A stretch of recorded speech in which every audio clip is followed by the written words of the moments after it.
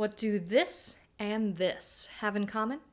Aside from being fantastic gifts for the classicist in your life, they're also both anthologies.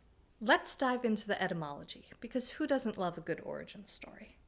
The Greek word anthology comes from the words anthos, meaning flower, and lego, meaning to collect or gather. An anthology, therefore, is a collection of flowers, a rather poetic way to describe a collection of literary works. Originally, the term anthology referred specifically to a collection of Greek epigrams. These short poems began as inscriptions on votive objects or funerary monuments, and were typically pretty formulaic. This is the tomb of so-and-so made me for the deceased, or so-and-so dedicated me. The earliest epigrams we know of were in dactylic hexameter, like the inscription on Nestor's cup, an 8th century BCE skyphos found on the island of Pithecusae. The exact interpretation of this early inscription varies among scholars, but one popular translation reads, "I am the cup of Nestor, good for drinking. Whoever drinks from this cup, desire for beautifully crowned Aphrodite will seize him instantly." By the 5th century BCE, epigrams predominantly shifted to elegiac meter, which became the genre's signature. These little poems took on a life of their own apart from the epigraphic tradition. In the 4th century, all the cool kids were writing fictitious epigrams that took the form of dedications or epitaphs, but weren't actually intended for inscription. Theocritus of Chios, for instance, famously roasted Aristotle and his friend Hermias with a mock funerary poem reading, "For Hermias, the eunuch and slave of Eubolus, this empty tomb was made by empty-headed Aristotle, who, in honoring his impious appetite, chose to dwell at the mouth of a mucky stream instead of in the academy."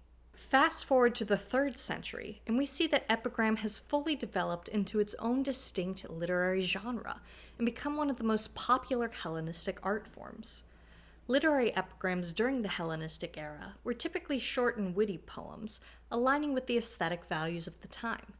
Callimachus, who flourished during this period and whose poetics had an immeasurable impact on later literary movements, perhaps said it best, "Mega biblion, mega kakon." A big book is a big evil. The term anthology proper was first used in the 2nd century CE when Diogenianus of Heraclea compiled his anthology of epigrams about rivers, lakes, springs, mountains, and mountain ridges. Gotta love a descriptive title.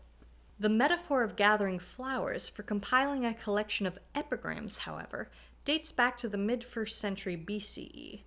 Around the year 70, Meleager, a poet and cynic philosopher from Gadara, published what most scholars recognize as the first comprehensible anthology of Greek epigrams. He drew upon the works of 46 poets from every lyric period up until his own. In his preface, he describes the work as a garland, woven together from the flowers he matched to each poet. Gnosis' lilies, Sappho's roses, Alcaeus' hyacinth, and Leonidas' ivy, each lovely and unique on their own, but when woven together, they create a stunning floral arrangement, beautiful in its own right. Meleager's art, like a florist's, was in his selection and arrangement of the flowers, grouping together epigrams by various poets based on their themes, linking them together through shared subject matter or verbal repetitions. During the reign of Nero, Philip of Thessalonica compiled a second garland, gathering his flowers from poets who published after Meleager.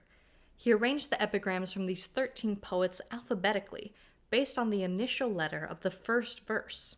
During the Byzantine Renaissance, Constantine Cephalus, an ecclesiastical official of the Palace of Constantinople, created a massive anthology based on these earlier collections.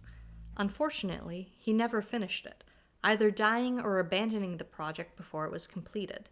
Around 940 CE, however, Constantine of Rhodes published the Anthologia Palatina, which was largely based on Cephalus's work. This parchment manuscript was named for the Palatinate Library in Heidelberg, where it was discovered by 18-year-old humanist Claude Dusemais in 1606. It contains some 3,700 poems, weaving a number of Christian poems, oracles, and riddles into Meleager and Philip's Garlands.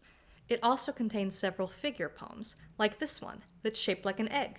Prior to its rediscovery, the only known Greek anthology was a redacted version of Cephalus's work, published at the turn of the 14th century by Maximus Planudes.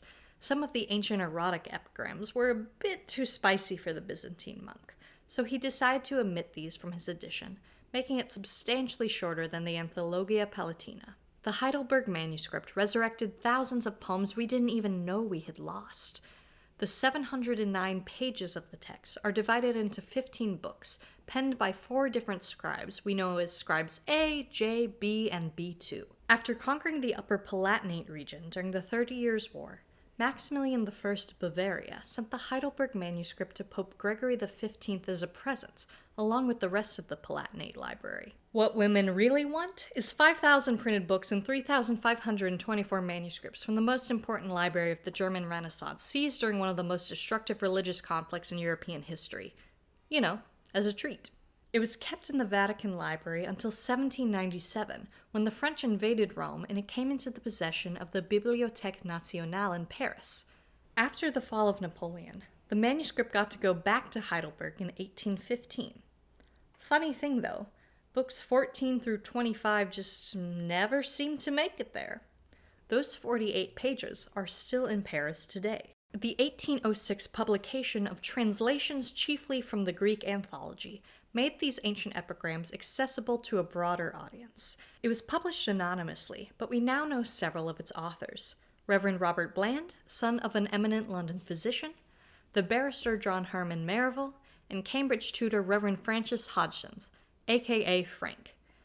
Byron, a personal friend of Frank's, praised the amateur translators in his English bards and Scotch reviewers' writing. And you, associate bards, who snatched to light those gems too long withheld from modern sight, whose mingling taste combined to cull the wreath where Attic flowers Aeonian odors breathe, and all their renovated fragrance flung to grace the beauties of your native tongue. Interest in the Greek Anthology continued to blossom over time, although complete uncensored English translations weren't widely available until the end of the 20th century.